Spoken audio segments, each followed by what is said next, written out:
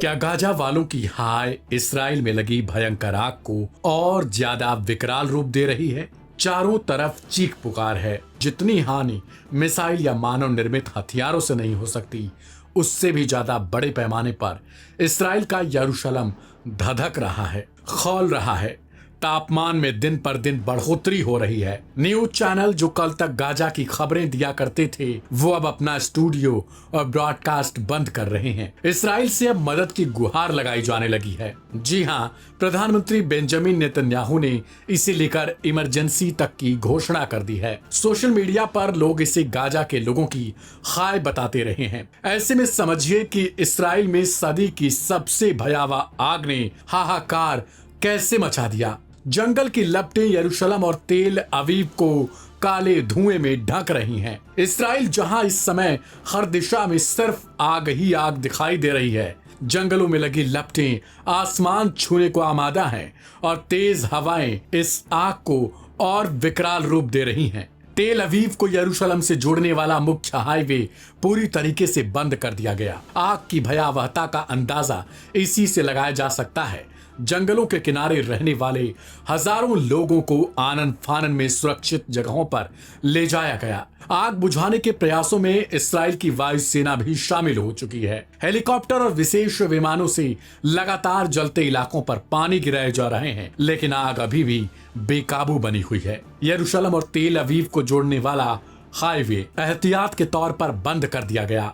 रिहायशी इलाकों को खाली कराया गया और सेना के हेलीकॉप्टर लगातार पानी गिरा रहे हैं। आग अब खेतों और ग्रामीण इलाकों की ओर बढ़ चली है, जिससे फसलों को भारी तौर पर नुकसान की आशंका है। देश के प्रमुख टीवी चैनल 12 को शहर से बाहर स्थित अपने स्टूडियो से प्रसारण रोकना पड़ा। इतना ही नहीं, इसराइल का 77वां स्वतंत्रता दिवस भी इस आग की चपेट में आ गया। राष्ट्रव्यापी समारोह को रद्द कर दिया गया और टेलीविजन पर सिर्फ एक रिकॉर्डेड कार्यक्रम दिखाया गया। इसराइल की आग बुझाने के लिए France, Romania, Croatia, Italy, Greece, Ukraine और स्पेन समेत कई मुल्क हेलीकॉप्टर और दीगर मदद भेज रहे हैं। इसराइल अपने मुल्क के इतिहास की सबसे भयानक तबाही को अपनी आंखों से देख रहा है। एक्सपर्ट्स मानते हैं कि तकनीकी तौर पर काफी स्ट्रांग माने जाने वाला इसराइल, जिसने गाजा में 18 महीने से ज्यादा समय तक अपनी आक्रामकता जारी रखी, उसे फिलहाल आग बुझाने के लिए दूसरे देशों का मुंह देखना पड़ रहा है। फिलहाल इसराइल में अफरा तफरी का खौफ भरा माहौल है।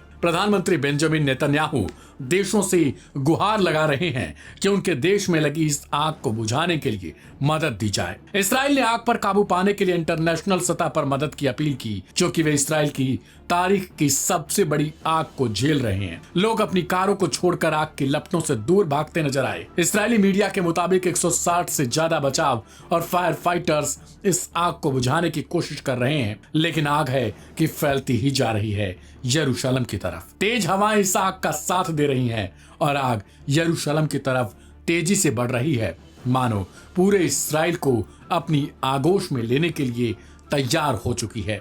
फिलहाल जो लोग गाजा की तबाही का इसे बदला करार दे रहे हैं, उन पर आपकी क्या प्रतिक्रिया है, कमेंट में जरूर लिखिएगा।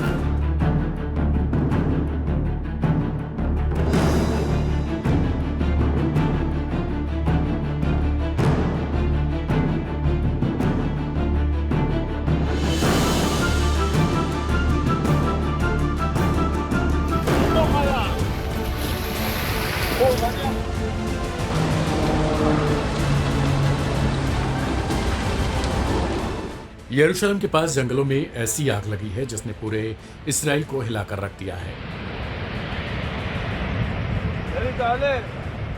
हजारों लोग अपने घर छोड़ने पर मजबूर हो चुके हैं। सड़कों पर आग की लपटें हैं और आसमान धुएं से भर चुका है। क्या ये इसराइल के इतिहास की सबसे बड़ी आग है? और क्या ये यरूशलेम शहर तक पहुंच सकती है?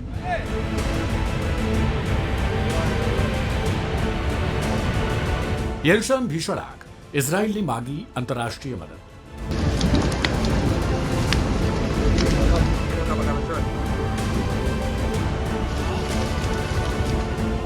ये भयावह आग यरूशलेम के बाहरी जंगलों में लगी और वो भी इस्राएल के शहीद सैनिकों के स्मृति दिवस पर। पिछले 24 घंटों में ही 13 लोग घायल हो चुके हैं। गनीमत है कि अब तक किसी की मौत की पुष्टि नहीं हो सकी है। आग पर काबू पाने के लिए इस्राएल ने जबरदस्त अभियान छेड़ दिया है। 160 से ज्यादा फाइटर्स, दर्जनों विमान, हेलीकॉप्टर और सेना के जवान राहत और बचाव काम में जुटे हैं। लेकिन तेज हवाएं 100 किलोमीटर प्रति घंटे तक आग को और भी भड़का रही हैं। आग के तांडव से कई सेवाएं प्रभावित। रूट 1 जैसे मुख्य हाईवे जो यरूशलेम को तेल अवीव से जोड़ता है, पूरी तरीके से बंद कर दिए गए हैं। रेल सेवाएं भी बाधित हुई हैं। कई लोग अपनी कारें छोड़कर पैदल जान बचाने को मजबूर होकर भागते नजर आए। इस्राएल ने आग पर काबू पाने के लिए अंतर्राष्ट्रीय मदद की अपील की है। इसलिए Spain, France, Romania, Croatia, Italy और यूक्रेन जैसे देशों ने तुरंत अग्निशमन विमान भेजने की घोषणा कर दी। ग्रीस, साइप्रस और ब्रिटेन से भी सहयोग मांगा गया है। प्रधानमंत्री बेंजामिन नेतन्याहू ने चेतावनी दी है कि आग यरूशलेम शहर तक पहुंच सकती है। उन्होंने कहा, पश्चिमी हवाएं आग को शहर की ओर धकेल सकती हैं। यही कारण है कि स्वतंत्रता दिवस के सार्वजनिक समारोह कार्यक्रम को भी रद्द कर दिया गया है। इसके साथ ही इस्राएल के प्रधानमंत्री बेंजामिन नेतन्याहू के भी सभी कार्यक्रमों को फिलहाल स्थगित कर दिया गया, जिसके बारे में देश को सूचित कर दिया गया है। इस्राएल में लगी इस आग के कारण अब तक हजारों लोग प्रभावित हुए हैं। कहा जा रहा है कि अगर ये आग नहीं रुकी तो शायद इस्राएल को तहस नहस कर दे। इस्राएल ने आग पर काबू पाने के लिए अंतर्राष्ट्रीय मदद की अपील की है, जिसके बाद Spain, France, Romania, Croatia, Italy और यूक्रेन जैसे देशों ने तुरंत अपने अग्निशमन विभाग को अलर्ट कर दिया और वहां भेजने की घोषणा कर दी। यरूशलेम के जंगलों में लगी ये आग सिर्फ पेड़ों को नहीं जला रही, ये जिंदगियों को, घरों को और यादों को भी निगल रही है। ऐसे में अब इस्राएल की तरफ से अंतर्राष्ट्रीय देशों से अपील की जा रही है कि वे जल्द से जल्द अपने अग्निशमन विभाग को भेजकर इस्राएल की मदद करें। नहीं तो अगर लेट हुआ तो कहीं इस्राएल के लिए यह इतिहास का सबसे भयावह मंजर ना बन जाए। इस खबर पर आपकी क्या राय है उसे कमेंट बॉक्स में लिखिएगा। ढेर सारी खबरों के लिए भी सब्सक्राइब करें लाइव हिंदुस्तान को।